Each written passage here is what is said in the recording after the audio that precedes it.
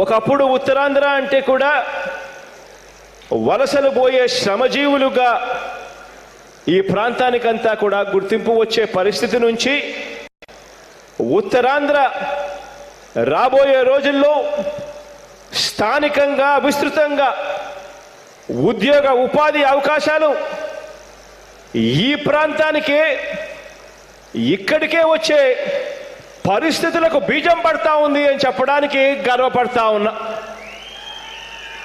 రాష్ట్రంలో ఇతర ప్రాంతాలు ఇతర రాష్ట్రాల నుంచి కూడా ఇక్కడే ఉత్తరాంధ్రకు వచ్చి ఉద్యోగం ఉపాధి కోసం ఇక్కడికే వచ్చే జాబ్ హబ్గా ఉత్తరాంధ్ర మారబోతా ఉంది రాబోయే రోజుల్లో అని చెప్పి చెప్పడానికి గర్వపడతా ఉన్నా. ఒకవైపు శ్రీకాకుళంలో పోర్టు, మరోవైపు అంతర్జాతీయ ఇంటర్నేషనల్ ఎయిర్పోర్టు, ఇవన్నీ రూపురేఖలు మారుస్తాయి ఉత్తరాంధ్రకు. అంతేకాకుండా tourism, medical tourism, IT industry పరంగా కూడా మనం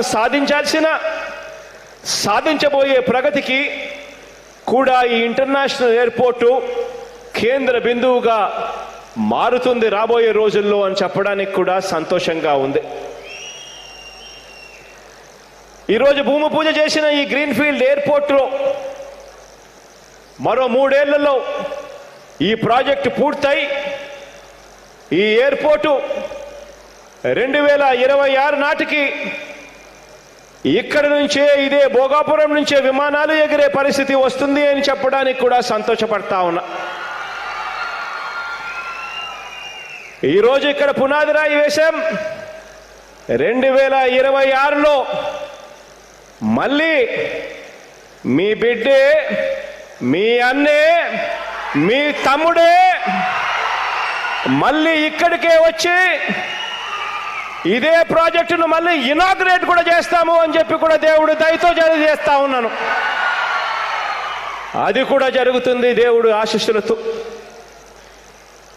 ఈరోజు ప్రజలందరి చల్లని దీవెనలు, దేవుడు ఆశీస్సులు మీ బిడ్డకు ఉన్నంతకాలం ఎవ్వరు కూడా ఎన్ని కుట్రలు పనినా కూడా ఎవ్వరు కూడా ఏమి చేయలేరు అని చెప్పి సందర్భంగా తెలియజేస్తా ఉన్నా.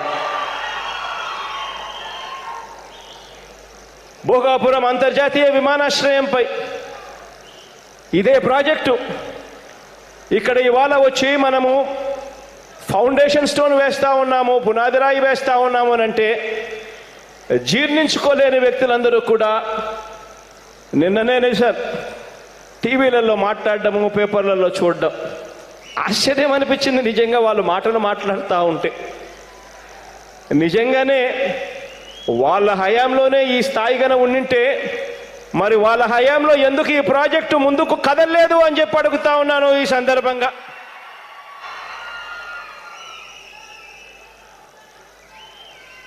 సుప్రీంకోర్టులో కేసుల దగ్గర నుంచి, హైకోర్టులో కేసుల దగ్గర నుంచి, నేషనల్ గ్రీన్ ట్రిబ్యునల్ ఎన్జిటిలో కేసుల దగ్గర నుంచి మొదలైన అనేక కేసులన్నీ కూడా దేవుడి దయతో పరిష్కరిస్తుకుంటూ వచ్చాం. అలాగే భూసేకరణ కూడా పూర్తి చేయగలిగాం. అలాగే అన్ని అనుమతులు కూడా కేంద్రం నుంచి తీసుకొని రాగలిగాం. అలాగే టెండర్ల ప్రక్రియను కూడా పూర్తి చేసి ఈరోజు మన ప్రభుత్వం ఈ నిర్మాణ పనులకు ఇక్కడ శంకుస్థాపన చేస్తా ఉన్నాం. నేను అడుగుతా ఉన్నాను, ఇవన్నీ కాకుండానే ఎన్నికలకు కేవలం 2-3 నెలల ముందు మాత్రమే రావడం, టెంకాయ కొట్టడం, పోవడం, ఇవేమీ కూడా పూర్తి కాకుండా మళ్ళీ ఏమాత్రం కూడా సిగ్గు లేకుండా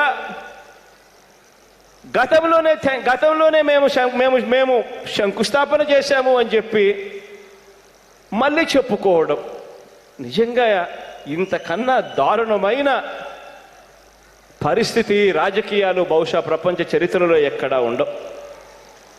ఈరోజు ఈ ఎయిర్పోర్టు అన్ని రకాలైన అడ్డంకులను కూడా అధిగమించి భూసేకరణ కూడా పూర్తి చేసుకొని అన్ని అనుమతులు తీసుకొని టెండర్ల ప్రక్రియ కూడా పూర్తి చేసుకొని ఈరోజు ఈ నిర్మాణ పనులు ఇక్కడ ప్రారంభమవుతా ఉన్నాయి.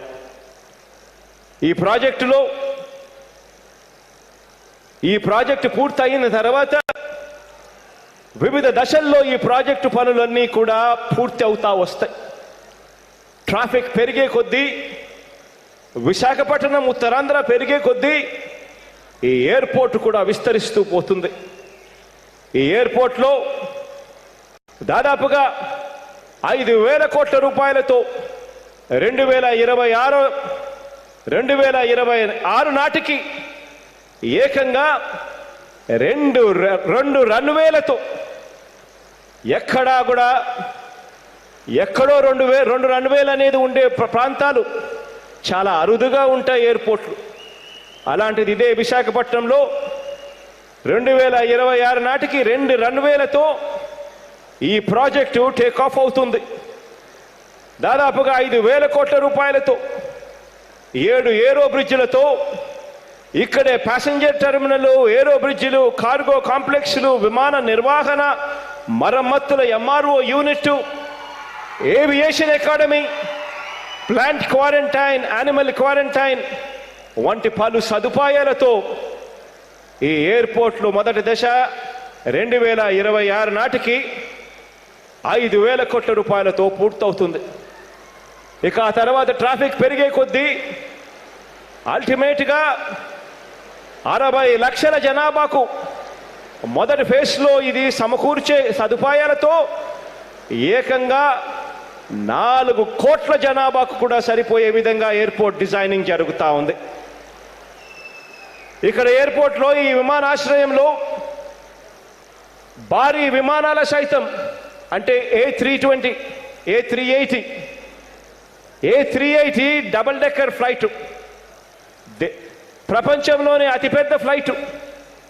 ఇలాంటి ఫ్లైట్ కూడా సునాయాసంగా ల్యాండ్ అయ్యే 3.8 కిలోమీటర్లు పొడవైన భారీ రన్వేలు 1 కాదు 2 పడతా ఉన్నాయి ఇక్కడే ఇదే భోగాపురం ఇంటర్నేషనల్ ఎయిర్పోర్ట్లో.